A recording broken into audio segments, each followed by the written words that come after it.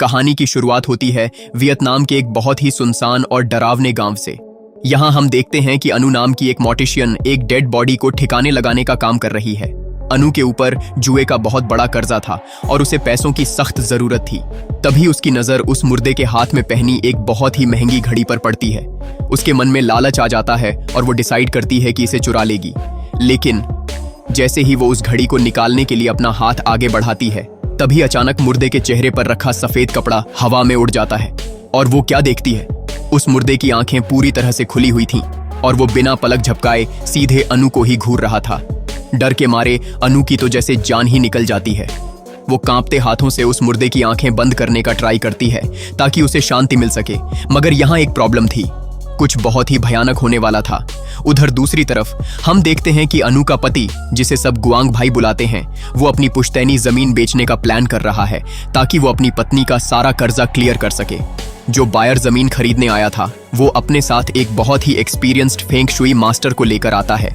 जैसे ही वो मास्टर जमीन पर कदम रखता है, उसे कुछ बहुत अजीब फील होता है। वहां की मिट्टी इतनी ज्यादा सख्त थी जितना उसने कभी इमेजिन भी नहीं किया था। शक होने पर वो जमीन पर अपना कान लगाकर कुछ सुनने की कोशिश करता है और उसी वक्त जमीन के अंदर से एक रेंगता हुआ खतरनाक सांप बाहर निकल आता है। वियतनाम के लोकल कल्चर में ऐसा माना जाता है कि जहां भी सांपों का झुंड हो, वहां पक्का जमीन के नीचे कोई पुरानी कब्र या कोई बहुत ही मनहूस चीज दबी होती है। वो मास्टर तुरंत अपना कंपास निकालता है और उसकी सुई पागलों की तरह गोल गोल घूमने लगती है। मास्टर फाइनली ये कंफर्म कर देता है कि इस जमीन के ठीक नीचे एक बहुत बड़ी और पुरानी कब्र मौजूद है। अब रात का समय हो चुका था। गुआंग भाई भागता हुआ घर आता है और ये सारी खौफनाक बात अनु को बताता है, लेकिन अनु इस बात को सीरियसली नहीं लेती। वो जिद पर अड़ जाती है कि अरे, ये किसी पूर्वज की ही कब्र होगी, बस थोड़ी सी पूजा करके इसे कहीं और शिफ्ट कर देंगे और जमीन बेच देंगे। पर तभी उनके घर की लाइट्स अचानक से जलने बुझने लगती हैं। एक ठंडी और डरावनी हवा पूरे कमरे में फैल जाती है और दरवाजे के पर्दे के पीछे से एक अजीब सा इंसान का चेहरा नजर आता है। दोनों की सांसें वहीं अटक जाती हैं, पर जब वो हिम्मत करके पास जाकर देखते हैं तो पता चलता है कि वो कोई भूत नहीं बल्कि उनकी पड़ोसन होंग आंटी थी, जो अक्सर वहां उनके बच्चों की केयर करने आती थी। अगले दिन सुबह होते ही अनु थाई नाम के एक आदमी के पास जाती है और उससे कहती है कि वो गांव के कुछ तगड़े लड़कों को लेकर आए जो जमीन खोदकर उस ताबूत को बाहर निकाल सकें। गांव में एक यू नाम का शराबी था जो हमेशा फालतू घूमता रहता था। उसे सिर्फ अपनी शराब के लिए पैसे चाहिए थे, इसलिए वो इस खतरनाक काम के लिए तुरंत रेडी हो जाता है। अब जमीन के पास उस फेंग शुई मास्टर ने कब्र को शिफ्ट करने का मेन रिचुअल शुरू कर दिया। वियतनाम की एक बहुत पुरानी मान्यता है कि कब्र के अंदर छुपी बुरी शक्तियों को सिर्फ वही इंसान कंट्रोल कर सकता है जो ईयर ऑफ द पिग में पैदा हुआ हो, और इत्तेफाक से वो शराबी यू उसी साल में पैदा हुआ था। तो सबसे पहले उस शराबी को ही कब्र पर वार करने का काम सौंपा गया। उसने एक बांस की छड़ी से जमीन पर 3 बार जोर से वार किया और फिर बाकी सब लोग अपनी कुदाल लेकर पागलों की तरह मिट्टी खोदने में लग गए। अब उनके पास ज्यादा टाइम नहीं था। अगर वो लोग अभी उस चीज को बाहर नहीं निकालते तो कुछ भी हो सकता था। वो लोग तेजी से मिट्टी हटा रहे थे कि तभी जमीन के अंदर से एक बहुत ही पुराना और खौफनाक ताबूत बाहर दिखाई देने लगता है और उस ताबूत पर जंग लगी हुई लोहे की भारी जंजीरें लिपटी हुई थीं। जैसे ही वो ताबूत बाहर निकला, उसे जमीन पर रखने से पहले ही फेंग शुई मास्टर ने वार्निंग दी कि इसे जमीन पर रखना बहुत बड़ा अपशकुन होगा। उसने कहा कि इसे सीधा मेन घर में लेकर चलो, लेकिन किस्मत को कुछ और ही मंजूर था। रास्ते में ही उनके ठेले का पहिया टूट जाता है और ताबूत जमीन पर धड़ाम से गिर पड़ता है। जब डरते डरते उस ताबूत को खोला जाता है तो सबके होश उड़ जाते हैं। अंदर कोई इंसानी लाश थी ही नहीं, बल्कि वहां एक लकड़ी का इंसान जैसा पुतला रखा हुआ था जिसके पूरे शरीर पर अजीब से ताबीज चिपके थे। और सबसे चौंकाने वाली बात, उस पुतले के गले में एक असली और बेहद कीमती सोने का नेकलेस चमक रहा था। अनु के अंदर का लालच फिर जाग उठता है और वो उसे उठाने के लिए हाथ बढ़ाती है, पर मास्टर उसे झिड़क कर रोक देता है। मगर यहाँ एक प्रॉब्लम थी, किसी ने भी मास्टर की चेतावनी को सीरियसली नहीं लिया। उसी रात थाई नाम का एक लालची आदमी चुपके से अनु के घर में घुसता है। उसका प्लान था उस ताबूत से वो सोने का नेकलेस चुराना। वो धीरे से ताबूत का ढक्कन सरकाता है और कांपते हाथों से वो नेकलेस निकाल लेता है। तभी अचानक उस बेजान लकड़ी के पुतले ने खचाक से अपनी गर्दन घुमाई। उसका चेहरा इतना खौफनाक और भयानक था कि थाई की चीख निकल गई। वो वहां से जान बचाकर भागा। उसे लगा वो बच गया, पर उसे नहीं पता था कि वो अपने साथ मौत को ले जा रहा है।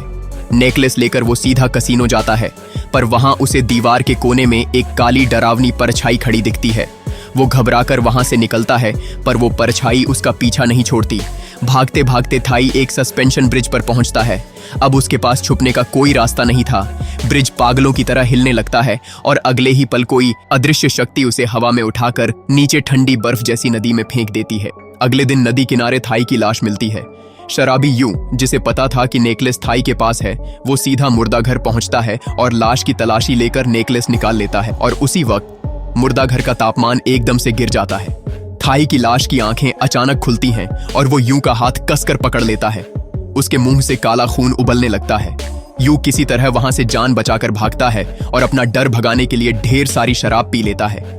नशे की हालत में वो एक कब्रिस्तान में घुस जाता है, जहां उसे हर कब्र के पास डरावने भूत दिखने लगते हैं। डर के मारे जब वो अपने घर की तरफ भाग रहा होता है तो उसे अपना शरीर बहुत भारी लगने लगता है। वो नीचे देखता है तो उसके कंधों के दोनों तरफ 2 एक्स्ट्रा पैर लटक रहे थे। एक चुड़ैल उसके कंधों पर सवार हो चुकी थी। इधर हम देखते हैं कि यू किसी तरह घर पहुंचता है। अगली सुबह उसकी पत्नी श्याओ वेई को वो नेकलेस मिल जाता है। उसे लगता है कि उसके पति ने उसके लिए गिफ्ट लाया है। खुशी खुशी वो उसे अपने गले में पहन लेती है, लेकिन तभी शीशे में उसे एक लंबे बालों वाली खौफनाक परछाई दिखती है। कमरे की लाइट्स अपने आप जलने बुझने लगती हैं और दरवाजे जोर से बंद हो जाते हैं। श्याओ वेई उस नेकलेस को उतारने की कोशिश करती है, पर वो उसकी गर्दन को और तेजी से जकड़ने लगता है। रेडियो अपने आप चालू हो जाता है और उसमें से डरावनी आवाजें आने लगती हैं। एक इनविजिबल फोर्स उसे हवा में उछालती है और तभी छत से एक रस्सी नीचे गिरती है, जो सीधा उसके गले में फंदा बन जाती है और उसे फांसी पर लटका देती है। जब यू घर आता है तो अपनी पत्नी की लाश देखकर उसके होश उड़ जाते हैं। अनु, जो मुर्दों को तैयार करने का काम करती थी, वो श्याओ वेई की लाश को दफनाने के लिए तैयार करने आती है। लेकिन जब वो लाश के पैरों को बांध रही होती है तो मुर्दे की आंखें अचानक खुल जाती हैं और उसके मुंह से काला खून निकलने लगता है। यू अपनी पत्नी की मौत से इतना डर जाता है कि वो मनहूस नेकलेस वापस अनु को दे देता है, ये कहकर कि थाई ने इसे चुराया था। अब नेकलेस वापस अनु के पास था। एक दिन अनु और गुआंग एक मेले में जाते हैं। अनु सज धज कर वही नेकलेस पहन लेती है। मेले में उसे बार बार लगता है कि कोई उसे घूर रहा है। जब वो बाथरूम में जाती है तो पानी की टंकी का पानी अपने आप खौलने लगता है। वो बाहर आती है तो देखती है कि एक काले कपड़ों वाली औरत उसके छोटे से बेटे को गोद में लेकर एक ऊंची पहाड़ी की तरफ जा रही है। अनु पागलों की तरह उसके पीछे भागती है। वो औरत बच्चे को लेकर पहाड़ी से नीचे कूद जाती है। अनु भी उसे बचाने के लिए छलांग लगा देती है, लेकिन उसका सिर एक पत्थर से टकराता है और वो वहीं बेहोश हो जाती है। अब यहाँ कहानी में एक बहुत बड़ा इमोशनल टर्न आता है। कैमरा शिफ्ट होता है और हम देखते हैं कि बच्चा तो असल में पड़ोसन होंग आंटी के पास था। वो बिल्कुल सेफ था, लेकिन अनु को जब अस्पताल ले जाया जाता है तो डॉक्टर उसे मृत घोषित कर देते हैं। गुआंग अपनी पत्नी की मौत से पूरी तरह टूट जाता है। वो मुर्दा घर के बाहर फूट फूट कर रो रहा होता है, पर अंदर एक बहुत खौफनाक खेल चल रहा था। बाहर तेज आंधी तूफान आता है, बिजली कड़कती है और एक चमगादड़ शीशा तोड़कर सीधा अनु की लाश के मुंह के अंदर घुस जाता है। अनु की लाश की हड्डियां चटकने लगती हैं और वो अचानक से उठकर बैठ जाती है। गुआंग जब अंदर आता है तो लाश गायब थी। वो पागलों की तरह उसे ढूंढते हुए घर पहुंचता है तो देखता है अनु वहां खड़ी है। उसे लगता है कि कोई चमत्कार हो गया है। वो उसके लिए खाना बनाता है, पर अनु कुछ नहीं खाती। अगली सुबह गुआंग क्या देखता है कि अनु किचन के अंधेरे में बैठी है और एक जिंदा मुर्गी को कच्चा चबा रही है। उसकी आंखें किसी जंगली जानवर जैसी हो गई थीं। गुआंग भागकर गांव के एक तांत्रिक के पास जाता है। तांत्रिक उसे एक खौफनाक सच्चाई बताता है। सालों पहले इस गांव में एक औरत का बच्चा मर गया था। उसने अपने बच्चे को जिंदा करने के लिए काले जादू का सहारा लिया। गांव वालों ने उसे जिंदा जला दिया और उसकी आत्मा को उस लकड़ी के पुतले में कैद करके पहाड़ पर दफना दिया था। वो नेकलेस उसी का था। जो भी उसे पहनता है वो चुड़ैल उसका शरीर कब्जा लेती है।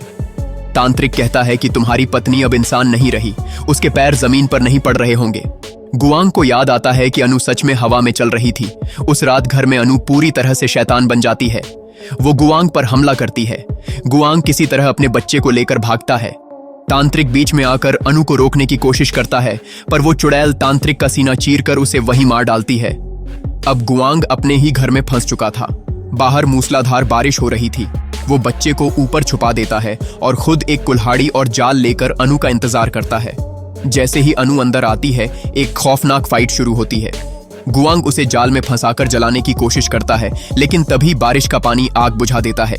अनु अपना रूप दिखाती है और गुआंग को हवा में उठाकर नीचे फेंक देती है।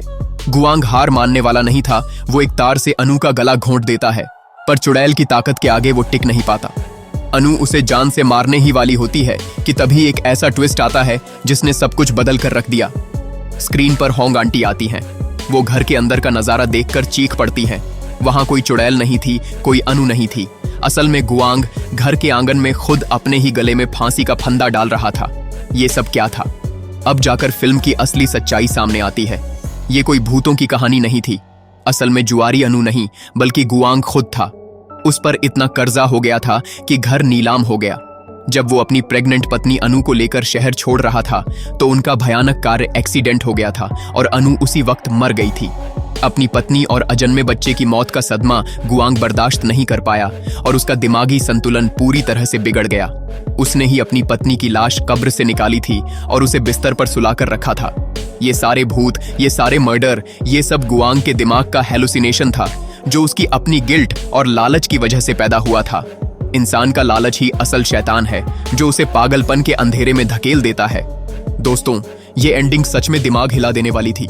अगर आपको इस कहानी का ये सस्पेंस और एक्सप्लेनेशन पसंद आया हो तो वीडियो को लाइक करना बिल्कुल मत भूलना और ऐसे ही माइंड बेंडिंग एक्सप्लेनेशन के लिए चैनल को अभी सब्सक्राइब कर लो।